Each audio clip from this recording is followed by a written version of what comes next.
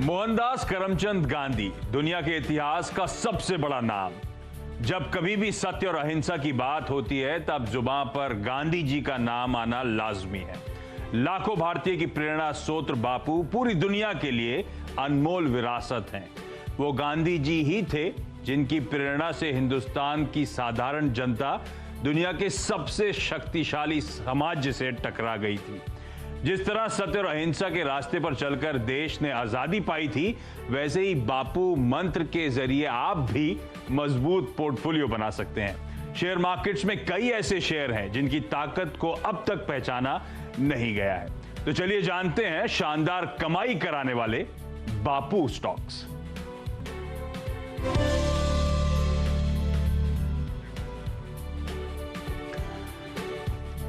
तो ये वीकेंड तो महात्मा गांधी जयंती का है, तो बापू की बर्थडे सेलिब्रेट करनी थी, तो ऑब्वियस है सीएनबीसी आवाज पे भी जो अब स्पेशल प्रोग्रामिंग की बात आई तो सोचा क्यों ना इसी को सेलिब्रेट किया जाए। इसीलिए हम लेकर आए हमारी एक खास पेशकश बापू स्टॉक्स। अब आपके जहन में सुबह से जब ये टीजर्स चल रहे होंगे तो ये जहन में आ रहा होगा ये बापू स्टॉक्स हैं क्या। तो दरअसल एक एब्रिविएशन है। डॉक्टर साहब जरा पूरी स्क्रीन पे दिखाइएगा इसका फुल फॉर्म जो हमने रखा है बापू स्टॉक्स का, वो डिटेल्स आपकी स्क्रीन पर आएंगी। Best among peers and undervalued stocks. तो आसान शब्दों में हमेशा हम बेहतरीन फंडामेंटल वाली कंपनीज हाईलाइट करते हैं अपने स्पेशल शोज में, तो आज भी बेहतरीन फंडामेंटल वाली कंपनी, वो कंपनी जो अपने तमाम पियर्स से बेहतर नजर आती है और बेहतर नजर आती है और अच्छे उचित दाम पे नजर आती है, तो अंडरवैल्यूड भी है। तो इस तरह की स्ट्रॉन्ग फंडामेंटल वाली कंपनीज आज हम लोग हाईलाइट करने जा रहे हैं। ठीक है ना बापू स्टॉक्स का आइडिया? यस है ना। तो ऐसे बापू स्टॉक एक एक करके हाईलाइट होने वाले हैं। शुरुआत आप ही कर दीजिए, आज बोल कम रहे हैं आप। अभी तो आपने शुरुआत की है। अच्छा।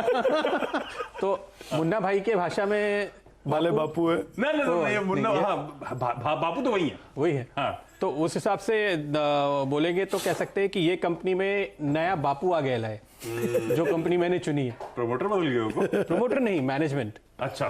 तो जो स्टॉक मैंने चुना है वो है श्री दिग्विजय सीमेंट। हाँ। और इसके जो नए एग्जीक्यूटिव चेयरमैन हैं जो हाल ही में हैं कुछ क्वार्टर्स पहले, अनिल सिंघवी जी, जो गुजरात अंबुजा सीमेंट के सालों तक प्रमुख थे, वो कंपनी सेक्रेटरी थे, सीएफओ थे, टॉप पे सीईओ बन के उन्होंने मैनेज किया बहुत लंबे समय तक। तो एक दिग्गज उन्होंने इस नई कंपनी को एक तरीके से आप समझिए जो संभाला है, उसके बाद से काया पलट हो चुकी है। इसलिए ये एक बहुत बड़ा एक वजह है कि ये बापू स्टॉक बनता है। आपके क्राइटेरिया में बैठेगा, लेकिन ये पहली वजह है। हाँ। दूसरी बात यह है कि बापू के जमाने से इसका लिंक है। इस कंपनी की आधारशिला सरदार वल्लभ भाई पटेल ने रखी थी 75 साल पहले, जो बापू के समकालीन थे, गुजरात के दूसरे बड़े नेता थे। हालांकि ये कंपनी अब तक तो लार्ज कैप हो जानी चाहिए थी, पर शायद इनको अब जो नए बापू मिले हैं वो इन्हें धीरे धीरे स्मॉल कैप से मिड कैप और लार्ज कैप बनाएंगे, ऐसी हमें उम्मीद है। इसलिए आपको यहाँ पर राय दी जा रही है। देखिए मॉर्गन स्टैनली की एक शानदार रिपोर्ट आपने सीमेंट पे पढ़ी है हाल में, तो वो मैं दोबारा नहीं बताऊंगा आपको, लेकिन अगर सिर्फ इस कंपनी का आप हाल देख लें तो आप देखेंगे कि जो आपने पेयर कंपैरिजन की बात कही है उस पे आने के साथ साथ एक बात मैं सिर्फ आपको बताऊं कि ये मैनेजमेंट चेंज के बाद जो बदलाव आया FY17 में, यानी 4 साल पहले 50 करोड़ का घाटा था। अब इन्होंने ना केवल प्रॉफिट दिखाया है, अब पिछले 6 क्वार्टर का अगर आप देखेंगे ऑन एवरेज जो एनुअल प्रॉफिट है वो करीब 50 करोड़ हो चुका है। तो लॉस से प्रॉफिट में आ गए हैं। कई सालों के बाद पहली बार पिछले साल डिविडेंड पे किया है। कैश फ्लो बिल्कुल शानदार है और डेट फ्री कंपनी हो गई। तो मैं आपको कंपैरिजन बता देता हूं कि अपने पेयर्स के साथ ये कैसे ट्रेड करता है। पहले पीई की बात करें जो सबसे कॉमन है, तो ये कंपनी 14 के पीई पे है। इससे थोड़ी रिलेटिवली बड़ी लेकिन छोटी सीमेंट कंपनीज में हाइडेलबर्ग आता है, वो 18 के पीई पे है। जेके सीमेंट 28 के पीई पे है। तो जेके सीमेंट के आधे पीई पर यह स्टॉक चल रहा है। अच्छा, डिविडेंड यील्ड अगर आप देखेंगे तो यहां पर आपको नजर आएगी करीब करीब 2.5 की डिविडेंड यील्ड आ रही है। हाइडेलबर्ग इस मामले में थोड़ा ऊपर है, वहां पे 4% की डिविडेंड यील्ड आ रही है और जेके में आपको बहुत ही मामूली डिविडेंड यील्ड मिलेगी। डेट पे देखिए, इस कंपनी का 0 डेट है लॉन्ग टर्म, केवल वर्किंग कैपिटल थोड़ा बहुत दिखेगा। हाइडेलबर्ग का डेट टू इक्विटी है 0.35 और जेके सीमेंट का है 1.1। तो बिल्कुल हल्की बैलेंस शीट, शानदार मैनेजमेंट, और यह आपको यहां से नए दांडी मार्च पे निकलते हुए नजर आएगा। कहां तक पहुंचेगा ये आने वाला वक्त बताएगा। प्रदीप, ये नए बापू जो है वो अंबुजा वाले हैं या और कोई है? यस वही है। और हमारे चैनल पे आ चुके हैं। आपको याद होगा पिछले क्वार्टर के बाद बहुत विस्तार से उनसे बातचीत हुई थी। इस क्वार्टर के बाद फिर कभी कभी क्या कंफ्यूज हो जाते हैं ना। तो श्री दिग्विजय सीमेंट पहला स्टॉक, कई सारे बापू के कनेक्शंस आपने जोड़ दिए। फंडामेंटली स्ट्रॉन्ग कंपनी, तस्वीर बदल रही है और वैल्यूएशन वाइज अट्रैक्टिव, तो परफेक्ट एक बापू स्टॉक पिक आपकी स्क्रीन पर। इस स्टॉक को लंबी अवधि के लिए आज से आप लोग रडार पे रखिएगा। डायरेक्टर साहब जरा स्क्रीन पे सबको दिखाइए। मेरे ख्याल से आपने अब तक दिल्ली की टीम दिखाई नहीं, तो मुझे लग रहा है जाना है कि नहीं जाना उनके पास। दीपाली और वीरू आपको दिल्ली से नजर आएंगे और अब पहले दीपाली के पास जा रहा हूं। दीपाली, कौन सा बापू स्टॉक आप लेकर आई हैं? आशीष, मेरे पास महानगर गैस है। दो कारण। सबसे पहले कि इस सेक्टर को हमने क्यों चुना। पहली चीज तो ये कि हाल फिलहाल में कई सारे रिपोर्ट्स आई हैं जिसमें ये बात मेंशन की गई है, एक्सपेक्टेशंस ऐसी हैं कि अगले 5 से 10 साल में इस पूरे सेक्टर में जो कंपाउंडेड एनुअल ग्रोथ है वो 10% से ज्यादा रह सकती है। इसके अलावा जो सरकार की भी योजना है गैस उपलब्धता के लिए, जो प्रायोरिटी सेक्टर की लिस्ट है उसमें सिर्फ अगले 6 सालों के लिए सिटी गैस डिस्ट्रीब्यूशन कंपनीज ही शामिल रहेंगी। अब महानगर गैस को इसलिए चुना है क्योंकि कंपनी अच्छा परफॉर्म कर रही है। आप पिछले 3 सालों की इसकी परफॉर्मेंस देखिए, रेवेन्यू ग्रोथ देखिए, 2200 करोड़ से बढ़कर ये लगभग 3000 करोड़ के आ चुके हैं FY20 में। सिमिलरली अगर आप पैट ग्रोथ देखेंगे तो ये भी 500 करोड़ से बढ़कर FY18 में, FY20 में लगभग 800 करोड़ की हो चुकी है। आगे के लिए भी अपॉर्चुनिटीज काफी हैं क्योंकि हाल ही में हमने देखा है कि बेस्ट ने 300 CNG बस इंडक्ट की है और प्लान उनका है 800 से 1000 बस इंडक्ट करने का, तो उसका बेनिफिट MGL को आगे जाते हुए मिलेगा। लगभग 44 ऐसे ज्योग्राफिकल एरियाज है जहां पर पाइपलाइन बिजली है, उसका भी एडवांटेज कंपनी को आता हुआ दिखेगा। अब वैल्यूएशंस के हिसाब से भी अगर आप देखेंगे तो ये सबसे सस्ती कंपनी है इस वक्त अपने पीयर्स के मुकाबले। अगर आप देखेंगे तो MGL लगभग 12 के पी पर ट्रेड करती है, गुजरात गैस 21 के, IGL 26 के और अदानी गैस सबसे महंगी है उस हिसाब से 52 के। तो वैल्यूएशन वाइज बहुत अट्रैक्टिव और इंटरेस्टिंग ये है कि अगर आप जून क्वार्टर के आंकड़े भी देखेंगे तो म्यूचुअल फंड्स हो या फिर इंश्योरेंस कंपनीज हो, यानी DIs ने जो अपनी हिस्सेदारी है वो इस कंपनी में बढ़ाई है। तो MGL एक स्टॉक है मेरी तरफ से।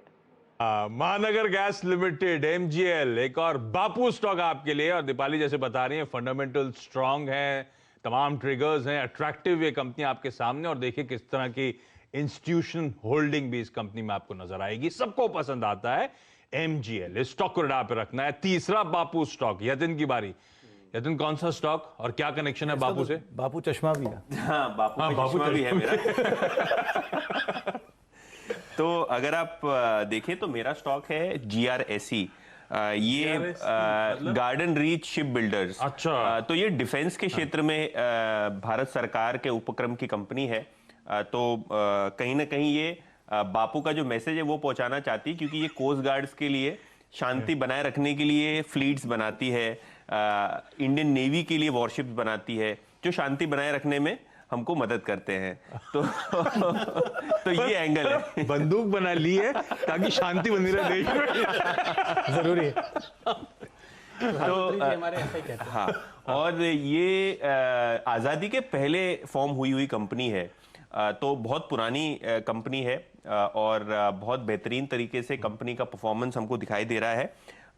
आज का मार्केट कैप लगभग 2500 करोड़ रुपए के आसपास है। और जो नया IPO आ रहा है मझगांव डॉक, जो कि GRSE का एक पीयर है या एक हम कहेंगे कि PSU पीयर है, उसका IPO अच्छे वैल्यूएशंस पे आ रहा है और अच्छी वैल्यूएशंस पे लिस्टिंग होने की संभावना है। तो कहीं ना कहीं GRSE पे इसका रब ऑफ इफेक्ट हमको दिखेगा। स्टॉक में करीब करीब 4 से 5% की डिविडेंड यील्ड है। इसका मतलब ये अगर आप इसको खरीद लेते हैं तो कहीं ना कहीं ये आपको आपके सेविंग बैंक अकाउंट के ब्याज से ज्यादा डिविडेंड यील्ड देगा।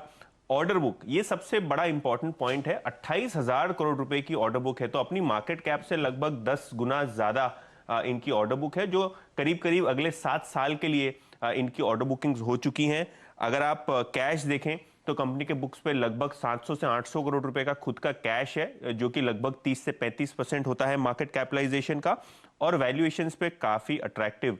तो GRSE जो कि एक फोकस में रहेगी, डिफेंस PSU, ऑर्डर बुक बहुत बेहतरीन, और जिस हिसाब से कंपनी के फंडामेंटल शेप हो रहे हैं, जिस हिसाब की वैल्यूएशंस पे स्टॉक अवेलेबल है, कहीं ना कहीं इसकी आगे चलते हुए हमको वेल्थ क्रिएशन होते हुए दिखेगी। हाँ, तो गार्डन रीच शिप बिल्डर्स एक बेहतरीन सरकारी कंपनी और रब ऑफ मिलना है जो एक IPO जल्दी लिस्टिंग जो होने वाली है, तगड़ी लिस्टिंग जो होने की तैयारी हो रही है, उसका भी। तो गार्डन रीच शिप बिल्डर्स को रडार पे रखिएगा।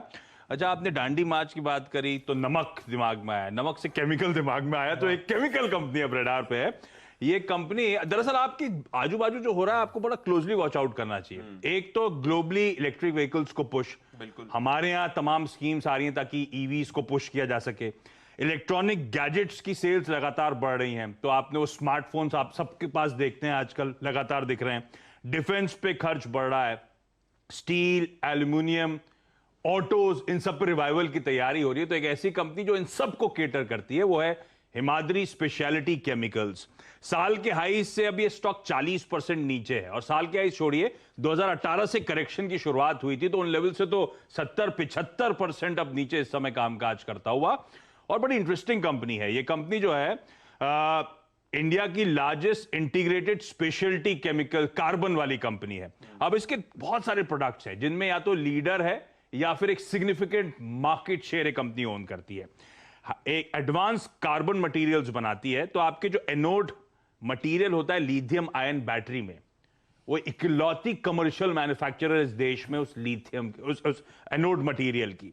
अब लिथियम आयन बैटरीज का इस्तेमाल होता है ईवीज में, आप लोग के स्मार्टफोन्स में, तो जो जिसका चलन है उस पर ये कंपनी खास तौर पे फोकस करती है। कार्बन ब्लैक बड़े पैमाने पे बनाती है, तो आजकल आप 2 व्हीलर्स 4 व्हीलर्स की सेल्स वेल्स में बढ़त की बात सुन रहे हैं, तो ज्यादातर ये कार्बन ब्लैक का इस्तेमाल टायर्स मैन्युफैक्चरिंग के लिए किया जाता है। कोर तार पिच की तो खैर ये कंपनी 70% मार्केट शेयर इस देश का ओन करती है, और ऐसे ही कई सारे और सेगमेंट्स हैं। अच्छा, बापू ने एक बात और कही थी, बुरा मत देखो, तो मैं इस कंपनी के बुरे फाइनेंशियल्स नहीं देख रहा हूं, मैं जो आगे का आउटलुक है अच्छा उस पर फोकस कर रहा हूं, क्योंकि FY20 बुरा मत देखो से मेरा मतलब था वाकई चैलेंजिंग था। के लिए था। हाँ, सभी के इनके लिए खास तौर पे, क्योंकि इनका एक प्लांट चाइना में भी है, चाइना एक बड़ा मार्केट भी है, चाइना से ऑटोज डिमांड जनरेट होती हैं, तो उसके इश्यूज अलग थे। साथ साथ इसने राइट ऑफ्स लिए थे, एक वन टाइम इंपेयरमेंट लिया था, उसके चलते FY20 की परफॉर्मेंस गड़बड़ाती हुई नजर आई थी। लेकिन अब ट्रिगर समझिए, ये इंपेयरमेंट के चलते प्रॉफिटेबिलिटी पे प्रेशर आया था, और कैटलिस्ट बनेगा एक हाई वैल्यू एडेड प्लांट जो है एडवांस कार्बन मटेरियल का, वो Q3 में ऑन स्ट्रीम आ रहा है, कमीशन हो रहा है, तो उससे फाइनेंशियल्स को तगड़ा तूल मिलता हुआ नजर आएगा। इस कंपनी ने तमाम केपेक्स जो करी वो सेल्फ फंडिंग के जरिए करी है, उसके बावजूद इसकी डेट इक्विटी जो है 0.2-0.3 टाइम्स आपको नजर आएगा। और जो नया प्लांट है, ऑटोज में रिबाउंड है, जो ऑपरेशनल लेवरेज अब किक इन होती हुई नजर आएगी, उससे FY20 के मुकाबले, FY21 के मुकाबले FY22 की जो EPS है कहा जा रहा है दोगुना होता हुआ नजर आएगा। तो उस पैमाने पे जब आप देखेंगे कि इस प्रेशर के बाद जिस तरह से बाउंस बैक आना है, उसके बाद ये अपने पीयर्स से बहुत सस्ता नजर आएगा। तो इस समय इसलिए मैंने कहा था बुरा मत देखो, क्योंकि वो बुरा ऑलरेडी प्राइस में है। जब मैं कह रहा हूं 75% स्टॉक गिरा था, इसीलिए गिरा था। अब इन लेवल्स के आसपास अट्रैक्टिव प्ले के तौर पे इसे ट्रीट किया जा सकता है। हिमाद्री स्पेशलिटी केमिकल्स एक और बापू स्टॉक। एक काम करता हूं, मैं रैप अप करूंगा, हम लोगों ने जो स्टॉक की चर्चा करी, लेकिन अभी सुमित और साथ साथ आपको दिल्ली में वीरू का स्टॉक वो बचा हुआ है, ब्रेक के उस पार उन स्टॉक्स को भी मेंशन, और उसके बाद एक क्विक रैप अप आपके लिए।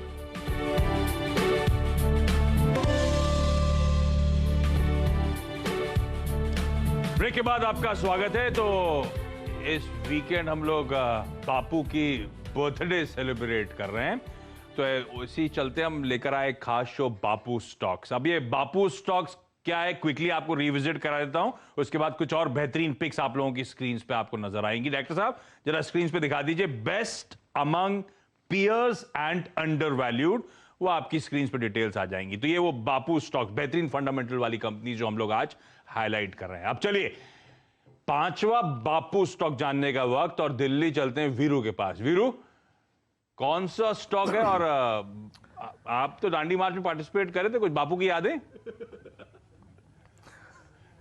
हाँ बिल्कुल, वो मेरे से 4-5 साल ही अगर आप देखिए छोटे थे बापू, तो मुझे उनकी बहुत यादें आती हैं दिमाग में।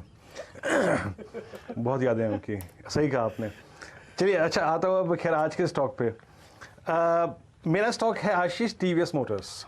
देखिए मैंने बहुत ज़्यादा अगर आप देखें कैलकुलेशन नहीं करी, मैंने जो स्पेस चल रहा है उसमें से जो सबसे अगर आप देखें अच्छा पोटेंशियल रखता है उस स्टॉक पे फोकस किया। देखिए TVS मोटर्स मैंने क्यों लिया, पहले तो 2 व्हीलर स्पेस पे अगर आप देखें बड़े ट्रिगर्स क्या थे। देखिए pent up demand, strong rural demand, ये दो बड़े ट्रिगर्स ये पूरे सेक्टर के आगे खड़े थे, चाहे वो हीरो मोटर कॉर्प हो, चाहे वो बजाज ऑटो हो, चाहे वो टीवीएस मोटर्स हो, ये तीनों के आगे खड़े थे।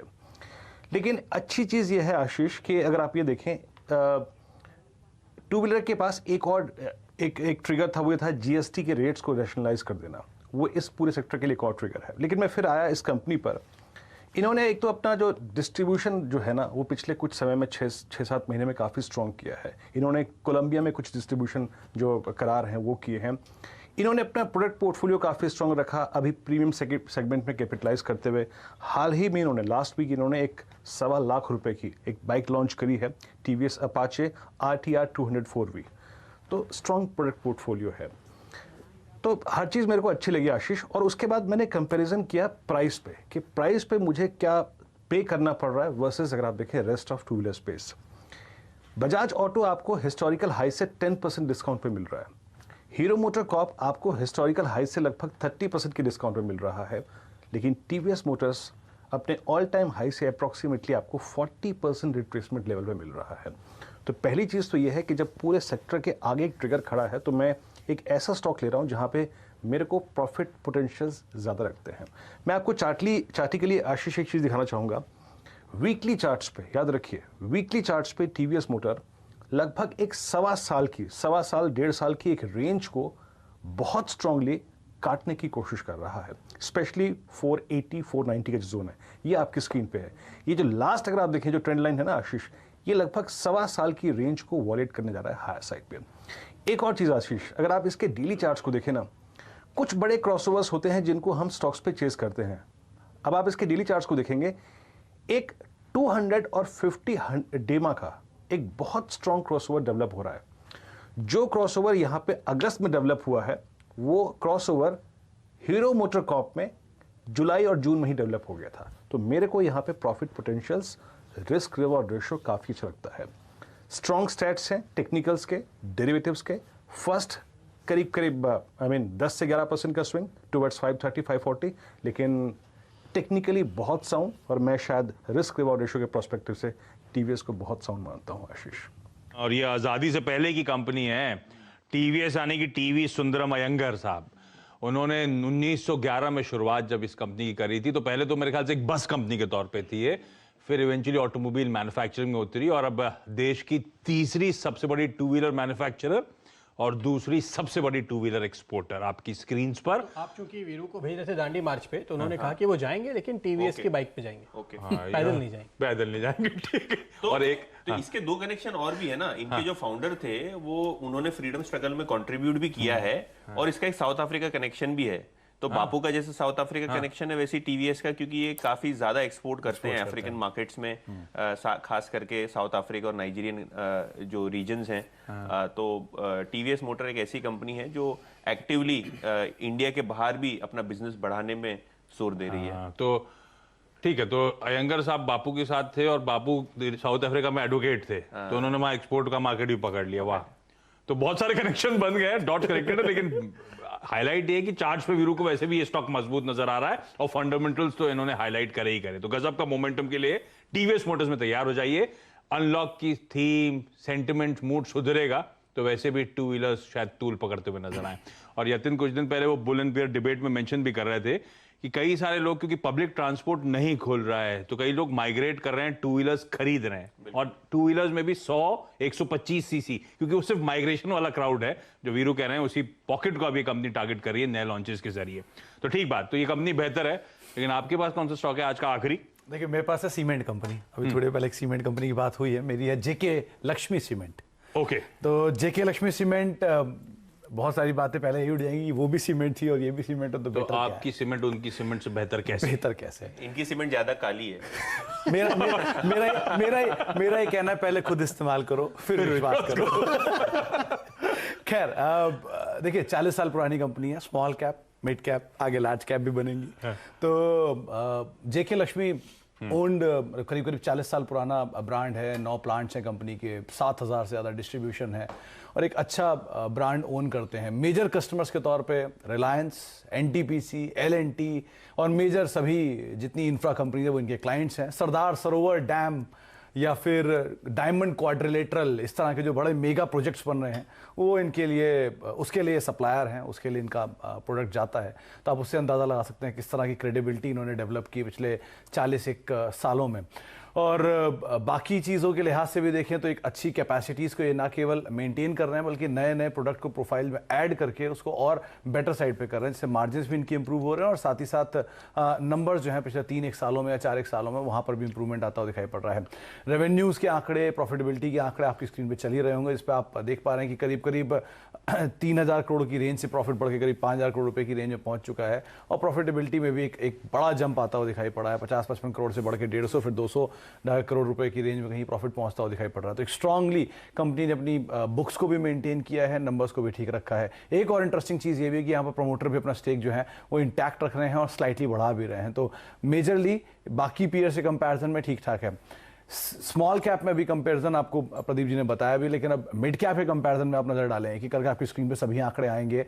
चाहे आप लार्ज कैप में एसीसी, अंबुजा, अल्ट्राटेक इन 3 से कंपेयर कर लें या मिड कैप में हीडलबर्ग सीमेंट जैसी कंपनी या जेके सीमेंट जैसी कंपनी से कंपेयर कर लें, उनके सामने भी इसकी जो वैल्यू है वो ज़्यादा बेहतर है। करीब 12 के मल्टीपल पे स्टॉक का कामकाज कर रहा है, जबकि majorly mid cap cement space जो है वो 18 से 20 के मल्टीपल पे कामकाज करता है। लार्ज कैप स्पेस 20 से 25 के मल्टीपल पे कामकाज करता है। तो उस कंपैरिजन में एक बेटर साइड पे दिखाई पड़ रहा है। और जिस तरह की कैपेसिटीज़ हैं, जिस तरह का करेक्शन हायर लेवल से देखने को मिला है, एक अच्छा पीयर कंपैरिजन भी इसका दिख रहा है। तो आप नियर टर्म के लिए देख सकते हैं, अच्छा विकल्प है जेके लक्ष्मी सीमेंट। ये भी इंडिपेंडेंस से पहले वाली है क्या? नहीं, ये जी हाँ, ये मैं आपको बताता हूँ। देखिए, 19 ये भी प्रभावित थे महात्मा गांधी से, और दरअसल इसके जो फाउंडर थे जेके ग्रुप के, लाला जुग्गीलाल सिंघानिया, उनका जन्म 1857 में हुआ था, जब देश का पहला स्वतंत्रता संग्राम चल रहा था। तो ये मंगल पांडे वाले जमाने वाले? बिल्कुल, उससे भी ज्यादा पुराना इतिहास है इस ग्रुप का।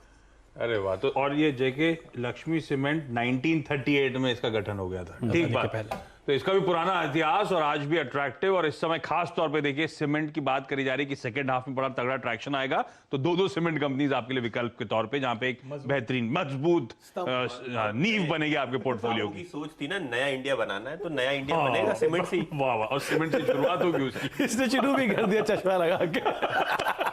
चलिए, तो 6 बेहतरीन स्टॉक्स आपके लिए आ चुके हैं। बापू स्टॉक्स एक बार स्क्रीन पे रिविजिट करवाइए डायरेक्टर साहब, ये कौन से स्टॉक्स हैं जिनकी हमने चर्चा करी है, तो वो रिविजिट आपकी स्क्रीन पे। गार्डन रीच शिप बिल्डर्स, जहां पे फंडामेंटल्स अच्छे, बुक्स पे तगड़ा कैश और एक और पीयर कंपनी की लिस्टिंग होने की तैयारी, तो ये स्टॉक शायद यहां से और भी अच्छे मूव्स दिखाए।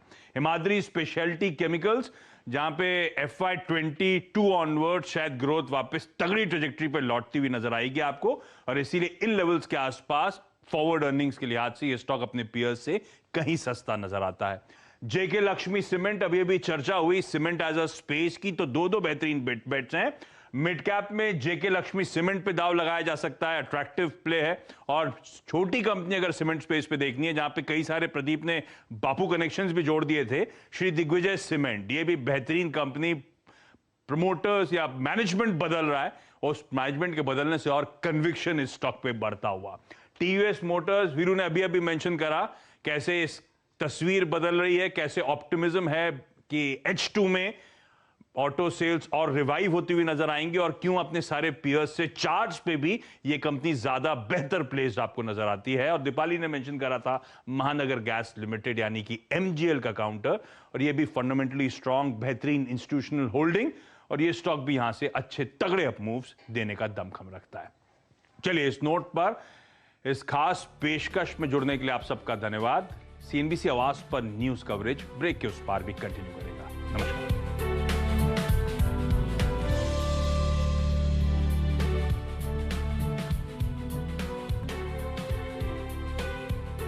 वीडियोस को देखने के लिए आप जरूर से सब्सक्राइब कर लें हमारे YouTube चैनल को। फ्रेंड्स, मिलते हैं अगले वीडियो के अंदर, जब तक के लिए गुड बाय।